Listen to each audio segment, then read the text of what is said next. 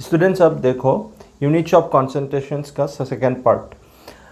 Molality मतलब क्या है देखो, मोलैलिटी मतलब है it is the number of moles of the solute पर केजी ऑफ द सॉल्वेंट। मतलब 1 kg ऑफ ए सॉल्वेंट में 1 kg सॉल्वेंट में कितना number of moles of solute present होगा उसको हम मोलैलिटी बोलेंगे। मतलब ऐसे तुम समझ सकते हो, मैंने बोल दिया 2 kg वाटर में 2 kg ऑफ वाटर में 2 मोल्स सोडियम क्लोराइड प्रेजेंट है। अब सोडियम क्लोराइड प्रेजेंट होगा तो 2 मोल्स पर केजी में कितना होगा 1 मोल्स, मतलब ये इसका 1 मोलैलिटी होगा।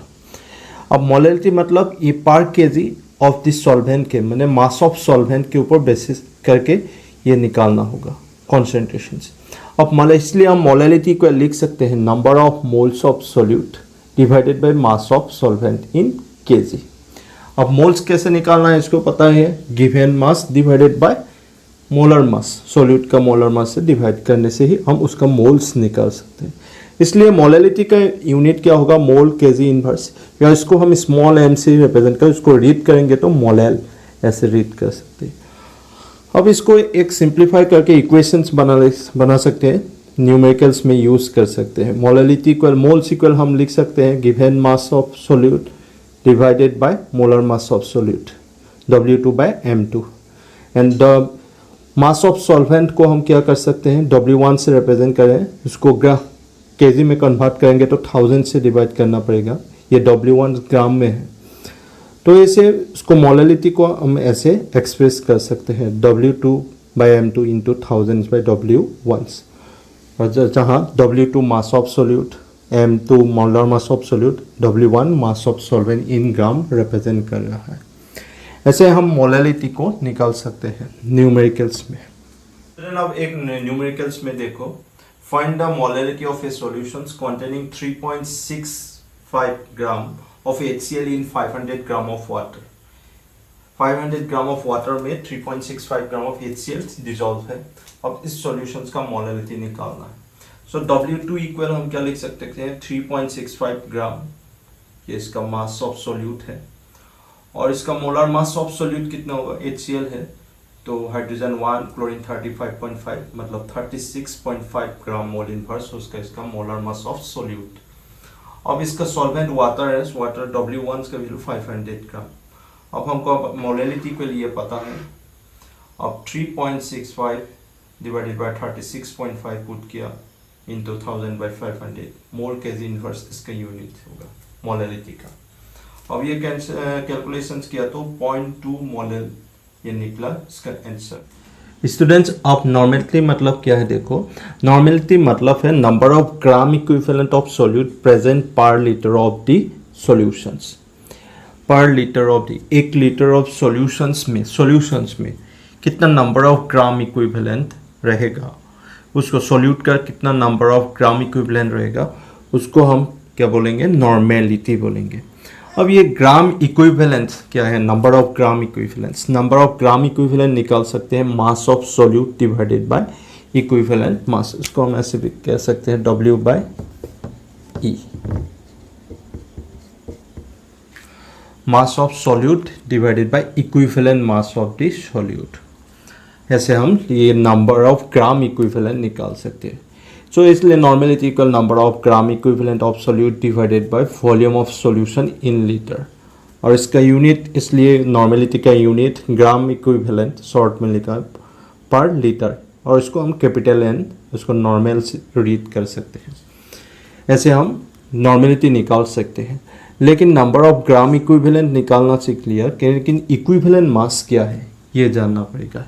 इक्विवेलेंट मास अब आते हैं, इसको हम नॉर्मेलिटी इक्वल हम क्या लिख सकते हैं, number of gram equivalents, so W by E, volume of solution VmL से उसको लीटर में कन्वर्ट करेंगे तो 1000 से डिवाइड करेंगे। ऐसे ये नॉर्मेलिटी का एक्सप्रेशंस बन जाएगा W by E into 1000 by V।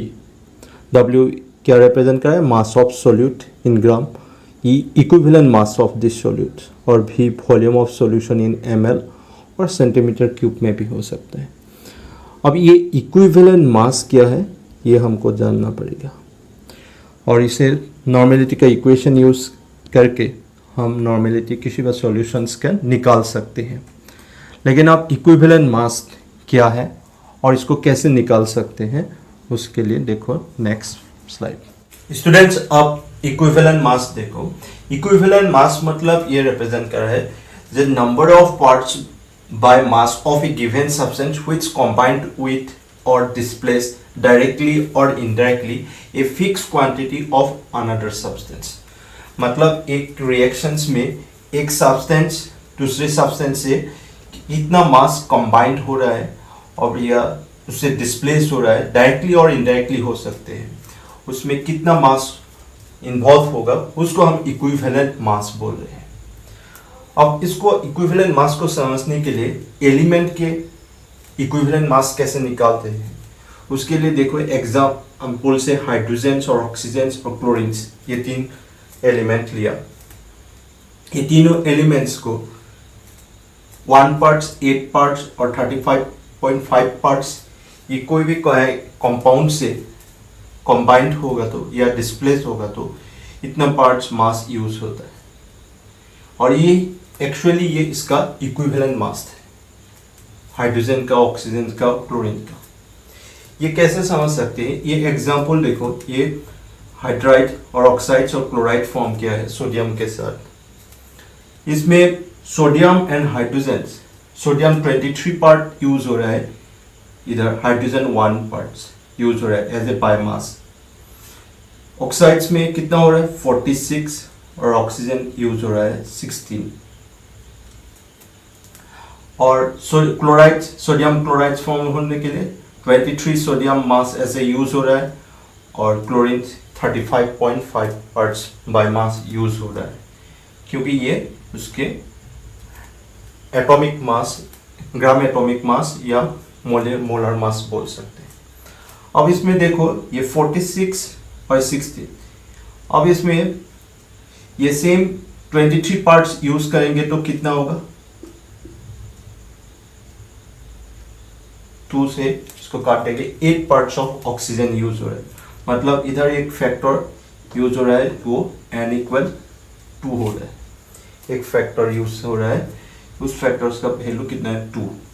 ये 2 क्या है, एक्चुअली 2 ये ऑक्सीजन का वैलेंसी है।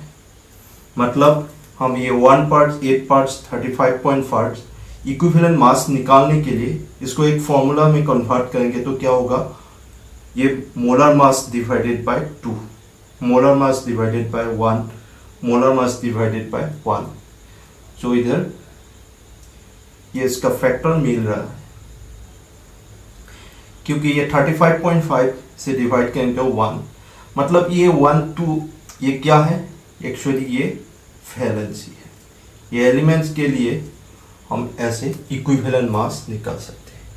इसको सब सब्सटेंस के लिए इन जनरल हम क्या लिख सकते हैं, equivalent mass equals molar mass of this substance divided by n factor. ये n फैक्टर हर सब्सटेंस के लिए अलग अलग होगा, इसलिए एसिड्स के लिए अलग होगा, बेस के लिए अलग होगा, सॉल्ट के लिए अलग होगा, ऐसे n फैक्टर ये चेंज होकर रहेगा। ये n फैक्टर कैसे आया ये दिखाया, इस एग्जाम्पल के बेसिस इसको हम ऐसे equivalent mass equal molar mass divided bye n factor लिख सकते हैं। एक्चुअली इक्विवेलेंट मास क्या है, एक रिएक्शंस में एक सब्सटेंस दूसरे सब्सटेंस से कंबाइंड या डिस्प्लेस होने से कितना मास इन्वॉल्व हो रहा है, उसको हम इक्विवेलेंट मास बोल रहे हैं। स्टूडेंट्स, अब इक्विवेलेंट मास एसिड के लिए कैसे निकाल सकते हैं, देखो इक्विवेलेंट मास इक्वल हम लिख सकते हैं molar mass of the acids divided by basicity. मतलब इधर n फैक्टर्स क्या हो गया, बेसिसिटी।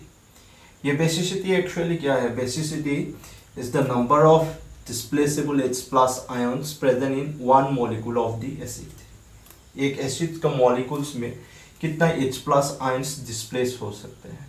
सो एसिड्स में तो H+ आयंस ही डिस्प्लेस हो सकते हैं और उसके ऊपर बेसिस करके ये बेसिसिटी निकाल सकते हैं। ये बेसिसिटी ही n फैक्टर है कि इक्विवेलेंट एक रिएक्शंस में कितना मास ऑफ एसिड्स इन्वॉल्व होगा निकालने के लिए, यही एक n फैक्टर है।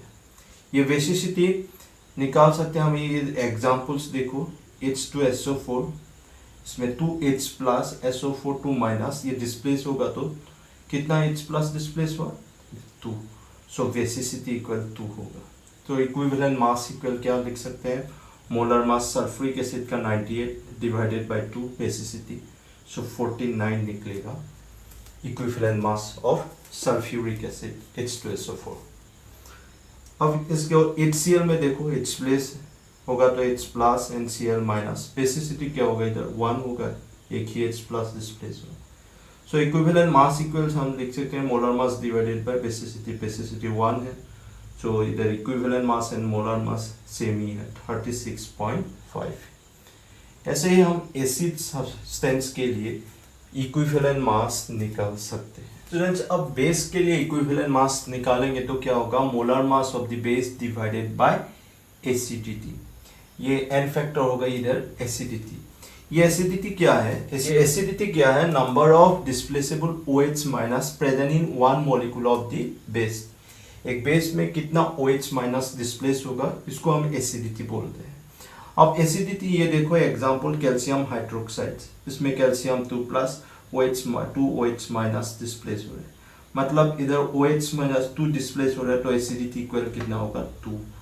अब कैल्शियम हाइड्रोक्साइड का मोलर मास निकाल दिया, मोलर मास कैल्शियम 40 हो, इसका कैल्शियम का 40 होगा और 16 plus 1 carbon oxygen and hydrogen के लिए 16 प्लस 1 अब इंटू 2 कर दिया तो कितना 74/2 37 निकलेगा इक्विवेलेंट मास कैल्शियम हाइड्रोक्साइड के लिए। और ऐसे सोडियम हाइड्रोक्साइड के लिए निकालेंगे तो इधर क्या होगा, एसिडिटी इक्वल इधर कितना होगा, एसिडिटी इक्वल इधर होगा 1, तो 40/1 मतलब 140 ही रहेगा। सो इक्विवेलेंट मास और मोलर मास सोडियम हाइड्रोक्साइड के लिए सेम ही होगा। ऐसे हम बेस के लिए निकाल सकते हैं इक्विवेलेंट मास। अब सॉल्ट के लिए देखो इक्विवेलेंट मास कैसे निकालते हैं। इक्विवेलेंट मास सॉल्ट के लिए होगा तो molar mass of the salt divided by total charges on the cations, मतलब सॉल्ट में जितना कैटायंस रहेगा वो कैटायंस का टोटल चार्जेस कितना होगा। अब ये देखो एग्जांपल सोडियम कार्बोनेट, ये डिसोसिएट होगा तो ये इसका कैटायंस में कितना चार्ज है +1, लेकिन ये कैटायंस टोटल कैटायंस कितना है 2, सो मतलब इसका total charges on the cations कितना हो गया 2। सो इक्विवेलेंट मास इक्वल 23 इंटू 2, ये +12 ये कार्बन के लिए लिखा, ये सोडियम के लिए, और ऑक्सीजन का तो 16 है इंटू 3 किया तो इसका 106 निकलेगा molar mass of the salt, और divided by 2 total charges of cations 2 होगा। सो इक्विवेलेंट मास निकलेगा 53 सोडियम कार्बोनेट के लिए, ये इसका इक्विवेलेंट मास 53 निकलेगा। ऐसे हम सॉल्ट के लिए निकाल सकते हैं। स्टूडेंट्स अब देखो ये एलिमेंट के लिए इक्विवेलेंट मास कैसे के निकालते हैं। एलिमेंट के लिए ये नॉर्मेलिटी में या आयंस के नॉर्मेलिटी में ये यूज़ नहीं होगा, ये दूसरे चैप्टर इलेक्ट्रोकेमिस्ट्री इसमें यूज़ हो सकता है इक्विवेलेंट मास निकालने के टाइम, लेकिन नॉर्मेलिटी में एलिमेंट और आयंस यूज़ नहीं होता है। अब ठीक हो, आई एलिमेंट का इक्विवेलेंट मास कैसे निकाले एलिमेंट के लिए, ग्राम एटॉमिक मास यानी molar mass of the element divided by valency. अब ये एग्जांपल देखो कॉपर, ये इसमें कॉपर 2 प्लस स्टेट में है। अब ये इक्विवेलेंट मास इस कॉपर के लिए निकलेंगे तो क्या होगा 63.5 डिवाइडेड बाय 2, मतलब इसका वैलेंसी 2 हो रहा है इस ऑक्साइड्स में, सो 31.75। नेक्स्ट ऑक्साइड्स में देखो ये क्या हो रहा है कॉपर के लिए +1 कॉपर के लिए वैलेंसी, तब निकलेगा तो 63.5 ही रहेगा इक्विवेलेंट मास। ऐसे एलिमेंट के लिए हम इक्विवेलेंट मास निकाल सकते हैं। अब आयंस के लिए देखो, आयंस के लिए क्या होगा, जो आयंस होगा उसका फॉर्मूला मास और divided by charge on the anions, charge on the ions. अब ये कार्बोनेट के 2 माइनस है इसका चार्ज, इक्विवेलेंट मास निकालेंगे तो क्या होगा फॉर्मूला मास, इसमें फॉर्मूला में क्या है carbon and oxygen 12 plus 3 into 16, ये 60 होगा फॉर्मूला मास, डिवाइडेड बाय 2 इसका चार्ज आयन का चार्ज, तो 60/2 30 निकलेगा ऐसे हम आयंस के लिए इक्विवेलेंट मास निकाल सकते हैं। अब स्टूडेंट्स आप देखो ये क्वेश्चंस में find the normality of A solutions containing 4.9 gram of H2SO4 in 500 ml of solutions। 4.9 gram of sulphuric acid 500 ml of solutions में है, उसका नॉर्मेलिटी निकालना है। सो मास ऑफ सॉल्यूट मतलब mass of sulphuric acid 4.9 gram W के। अब इसमें ये नॉर्मेलिटी निकालना है तो इक्विवेलेंट मास निकालना पड़ेगा सल्फ्यूरिक एसिड का। ये सल्फ्यूरिक एसिड है तो इक्विवेलेंट मास इक्वल हम लिख सकते हैं molar mass divided by basicity. अब मोलर मास इक्विवेलेंट H2SO4 का कितना होगा 98 डिवाइडेड बाय 2, सो मतलब 49 इसका इक्विवेलेंट मास होगा। अब इसका वॉल्यूम कितना होगा 500 ml, क्वेश्चंस में ही है। और अब नॉर्मेलिटी इक्वल हमको पता है W by E into thousands by V, ये है इस नॉर्मेलिटी निकालने का फॉर्मूला। और 4.9 divided by 49 equivalent mass into 1000 by 500, इसका यूनिट ग्राम इक्विवेलेंट पर लीटर होगा, ग्राम इक्विवेलेंट पर लीटर। और इसको सिंप्लीफाई करेंगे तो 0.2 निकलेगा इसका आंसर 0.2। इसको हम नॉर्मल ऐसे कैपिटल N लिख सकते हैं 0.2 नॉर्मल, इसका नॉर्मल